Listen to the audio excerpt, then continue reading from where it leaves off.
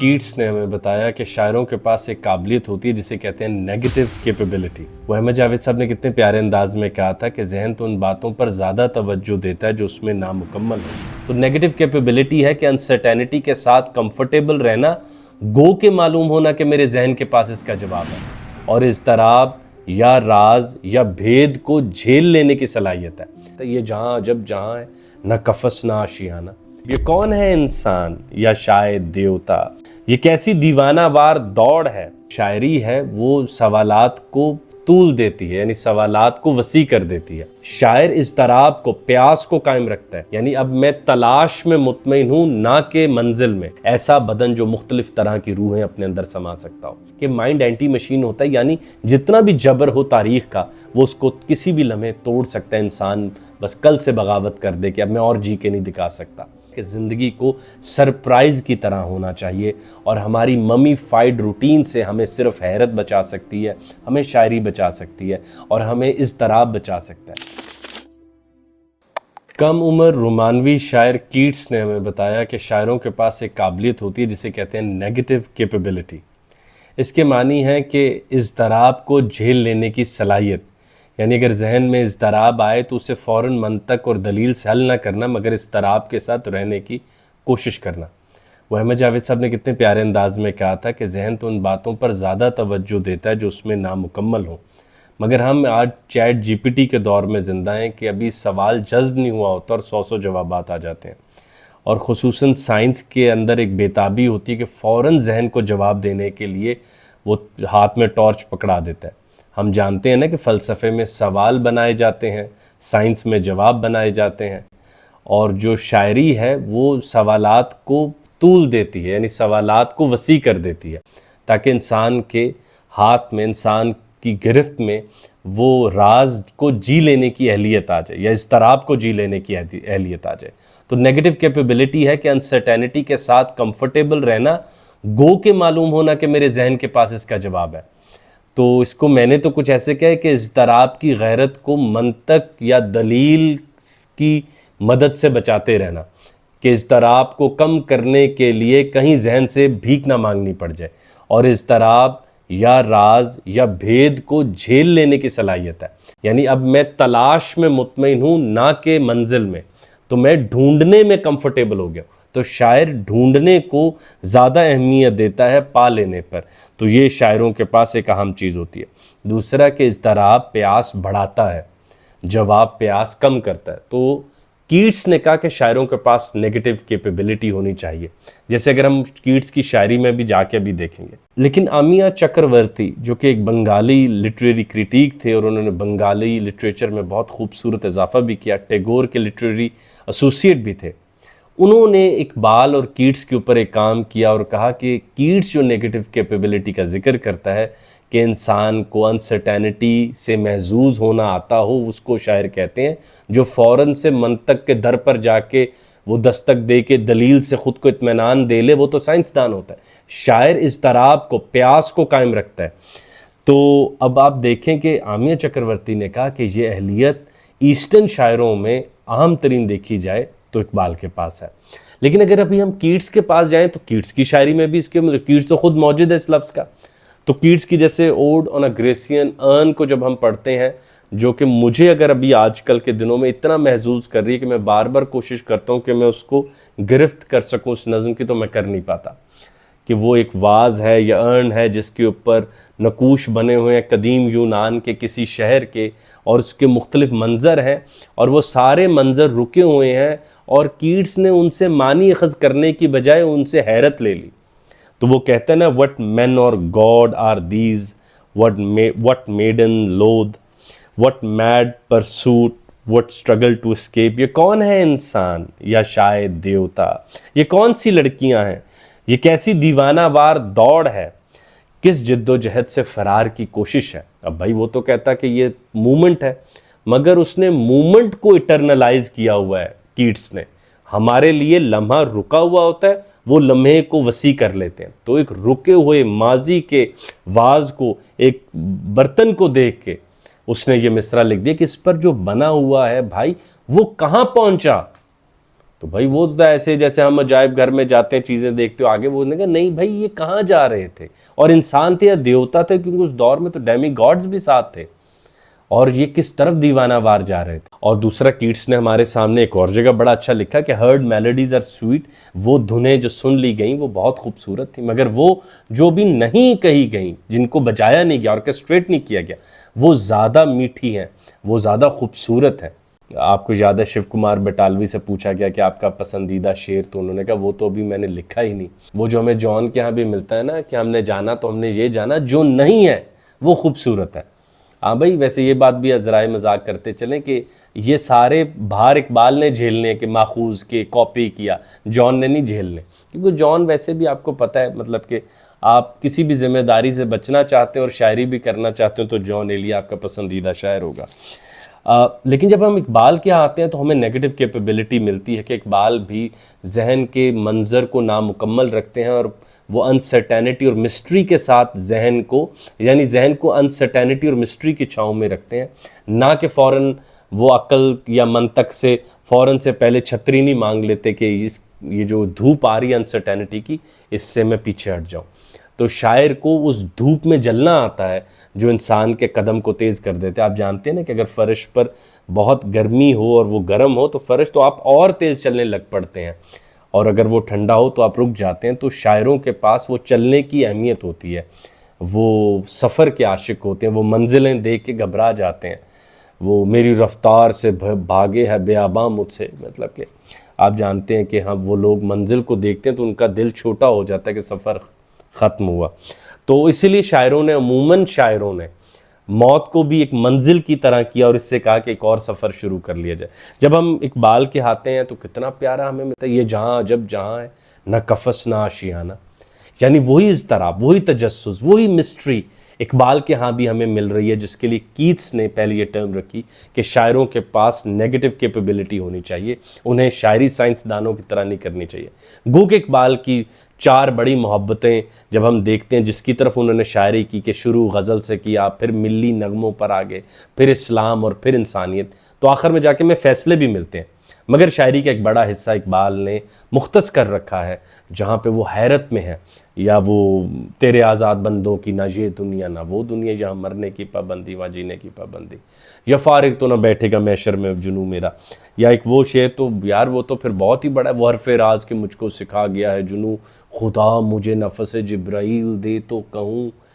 تو آپ کو لگتا ہے کہ اقبال حیرت میں بہت زیادہ کمفرٹیبل ہے، وہ اپنی زندگی کے اضطراب کو قائم رکھنا چاہتے ہیں۔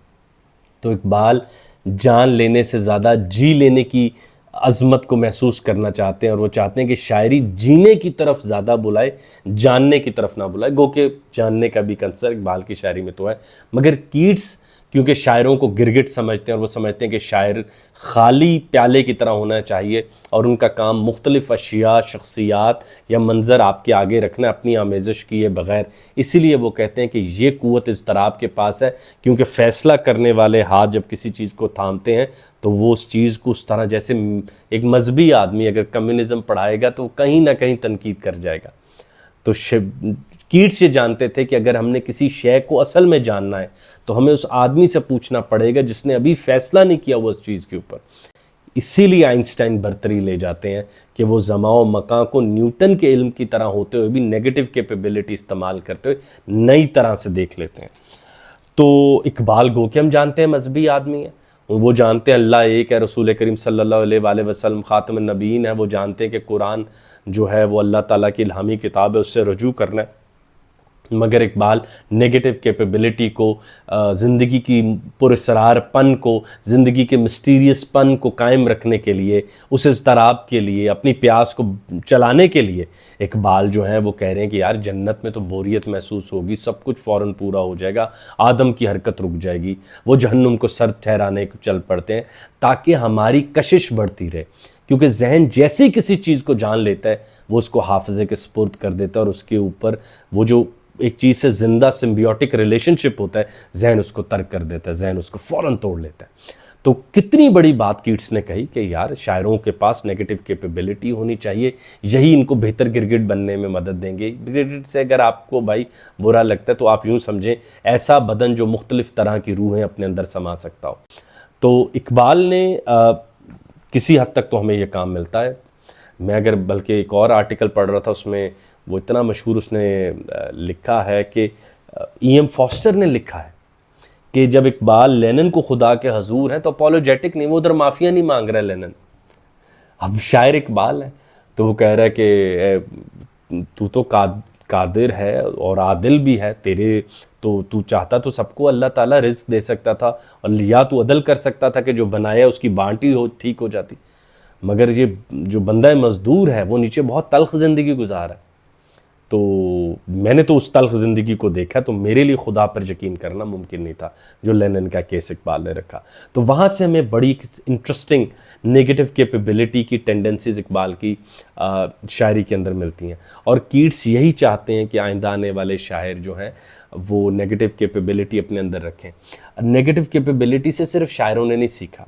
مطلب کہ اگر ہم 20ویں صدی کے تقریباً مڈ میں جا کے دیکھیں تو ایک برازیلین جو فلاسفر ہے روبرٹو انگ، ہمیں پتہ چلتا ہے کہ انہوں نے نیگیٹو کیپیبلٹی سے پورا فلسفہ بنایا کہ زندگی کو سرپرائز کی طرح ہونا چاہیے، اور ہماری ممی فائڈ روٹین سے ہمیں صرف حیرت بچا سکتی ہے، ہمیں شاعری بچا سکتی ہے، اور ہمیں اضطراب بچا سکتا ہے. تو روبرٹو انگر کا یہ کہنا تھا کہ جو مائنڈ ہے وہ اینٹی مشین ہوتا ہے. یعنی ہمارے پہلے کے جتنے پیٹرنز ہیں، میں صبح اٹھتا ہوں، پھر دفتر جاتا ہوں، پھر آ جاتا ہوں، یا بچہ ہوں اسکول جاتا ہوں، آ جاتا ہوں، تو باٹل بی نے توڑ کے دکھا دیا. ایک دن اس نے دفتر میں کھڑے ہو کے کام کور کر چکے ہیں کہ I would prefer not to. اس نے کہا کام تو کرو. اس نے کہا I would prefer not to. اس نے کہا پھر تم کیا کرو گے؟ اس نے کہا I would prefer not to. یعنی یہ اہلیت شاعروں میں، انسانوں میں اور انسان کے ذہنوں میں ہے کہ مائنڈ اینٹی مشین ہوتا ہے. یعنی جتنا بھی جبر ہو تاریخ کا، وہ اس کو کسی بھی لمحے توڑ سکتا ہے. انسان بس کل سے بغاوت کر دے کہ اب میں اور جی کے نہیں دکھا سکتا. اور وہ ہائرارکیز کے بہت خلاف ہو گیا تھا اسی اضطراب کی وجہ سے کہ یہ جو نیگیٹو کیپیبلٹی ہے یہ انسانی سماج میں بھی ہمیں نظر آ سکتی ہے کہ جو ہمارے اوپر لیئر در لیئر چیزیں ہیں ان کو بھی ہم توڑ سکتے ہیں. پھر اس نے نیگیٹو کیپیبلٹی سے کہا کہ اب فکسڈ رول نہیں ہونے چاہیے، جو فلاں علاقے میں پیدا ہوا وہ اس طرح جیے گا، جس کی رنگت ایسی ہے وہ ایسے جی کے دکھائے گا. تو اس نے کہا کہ ہمیں زندگی کو سرپرائز کی طرح جینا چاہیے، اور انسان جو ہے اس نے کہا وہ کانٹیکسٹ ٹرانسینڈنگ ایجنٹ ہے. یعنی جتنا مرضی کہہ لیا، وہ جیسے سٹرینجر میں ہے نا کہ اپنی ماں کے جنازے پر اس کو گرمی لگنے لگی. اب کانٹیکسٹ تو یہ کہتا ہے کہ افسردہ ہو نہیں ہو تو بھائی ایکٹنگ کرو، منہ بسور لو، وہ بیٹھ جاؤ، بھائی ماں فوت ہوئی ہے. تو اس نے کہا یہ انسان ہے، وہ کسی بھی کانٹیکسٹ کو ٹرانسینڈ کر سکتا ہے. تو روبرٹو انگر نے نیگیٹو کیپیبلٹی کو فلسفی میں لا کے کہا کہ اس دور میں، میکنسٹک دور میں، پیک مین جیسے کی گیم جیسے شہروں میں، اوورلی روٹینائزڈ لائف میں، جنرلائزڈ لائف میں، ہمارے پاس بہت اہم ضرورت ہے کہ ہم نیگیٹو کیپیبلٹی کے ساتھ زندہ رہیں اور ممی فائڈ روٹینز کو توڑیں اور حیرت اور سرپرائز کا عنصر واپس لیں، اور ہمیں جہاں حتمیت ملے، اوورلی سرٹینٹی ملے تو اس سے بچ جائیں، کیونکہ وہ اوور سرٹن چیز لیئر پیدا کر دے گی، ہائرارکی پیدا کر دے گی، اور سماج میں طبقات پیدا ہو جائیں گے. تو یہ ہمارا بھائی آج کا موضوع تھا کہ جس میں نے کہا میں آپ کے آگے رکھوں کہ شاعروں کے پاس نیگیٹو کیپیبلٹی کیوں ہونی چاہیے. اور اچھا تو یہ ہے کہ نیگیٹو کیپیبلٹی کے اب جو اثر ہیں وہ تو ہمیں فزکس میں بھی نظر آنے لگ گئے ہیں. شروڈنگر کیٹ اس کی ایک مثال ہے کہ ایک بلی ہے جو ہاف ڈیڈ ہے ہاف الائیو ہے، کیونکہ ابھی اس کی آبزرویشن نہیں ہم نے لی. یا جو روشنی کا ہے وہ پارٹیکل بھی ہے اور ویو بھی ہے. دیکھیں نا عجب اضطراب کی کیفیت ہے، عجب انسرٹینٹی ہے، اور ایک راز کی طرح ہے. روشنی نہ جانے آج کس روپ میں ہمارے سامنے آئے گی. تو شاعر بے یقینی کو تھام لیتے ہیں، شاعر اضطراب کو جھیل لیتے ہیں، اور اس وجہ سے ان کے ذہنوں میں وسعت پیدا ہوتی ہے، وہ چیزوں کو انتہائی فریش رکھتے ہیں. جو Roberto Unger is a philosopher اس نے کہا کہ وہ زندگی کو سرپرائز میں تبدیل کر لیتے ہیں، اور ممی فائڈ روٹین سے، حنوط شدہ زندگیوں سے، وہ ہمارے اوپر جو ممی کی لیئرز ٹیپس چڑھی ہوئی ہیں وہ اتارنے میں مدد ملتی ہے جب ہم اوورلی سرٹن لائف میں نہیں جئیں گے. تو آپ جانتے ہیں کہ ایک ایسا معاشرہ جو بہت ہی فاشسٹ نوعیت کا، اس میں سب کچھ سرٹن ہو جائے گا، حیرت ختم ہو جائے گی. ہم زندگی جیتے اس لیے کہ ہم نہیں جانتے کہ کل کیا ہوگا. کوئی بھی کرکٹ میچ ہو، ہاکی میچ ہو، کسی بھی قسم کی جو کھیل ہو، انسان کھیلوں کو تقریباً وہ تو ہم کور بھی تھوڑا کر چکے ہیں، تقریباً 3-4 ہزار سالوں سے ہم چھپن چھپائی انسان کھیل رہا ہے. فٹ بال کتنے عرصے سے کھیل رہا ہے. تو اس کے اندر ایک عجب سی حیرت ہوتی ہے، آج کون جیتے گا. تو یہ نیگیٹو کیپیبلٹی ایک ویکیوم کی صورت ہے نا، جو ہمیں بار بار اپنے اندر بلانے کی کوشش کر رہا ہے تاکہ ہماری رفتار چلتی رہے، اور یہ ایک ڈھلوان ہے جو ہمارے قدم اور تیز کرتا رہتا ہے۔ تو نیگیٹو کیپیبلٹی کا جو موضوع تھا وہ ہم نے آج کیٹس کی طرف سے تھوڑا سا دیکھا، اور اس کے اثرات جیسے آمیہ چکرورتی نے کہا، جو کہ بنگالی لٹریری کرٹیک تھے، کہ ہمیں اقبال کی شاعری میں ضرور ملتے ہیں، اور وہاں سے ہم نے کچھ اس کے شواہد دیکھے فزکس کے اوپر بھی، کہ بھئی فزکس میں بھی اس کی لیئرز ہیں، اور لٹریچر میں خصوصاً ایگزسٹینشلسٹ لوگوں نے تو بار بار کہا کہ وہ باٹل بی کا کردار ہو یا اسٹرینجر کا کردار ہو کاموں کے ہاں، وہ کوئی بھی روٹین کو توڑ سکتے ہیں، کسی بھی کانٹیکس سے ٹرانسینڈ کر دیتے ہیں، کوئی بھی تاریخی معنی سے آزاد ہو سکتے ہیں، طبقاتی طور پر جو آپ کے اوپر آبلیگیشن اس سے آزاد ہو سکتے ہیں، اور وہ ایک نئے معنی کی طرف نئی پیاس کے ساتھ چل پڑیں گے۔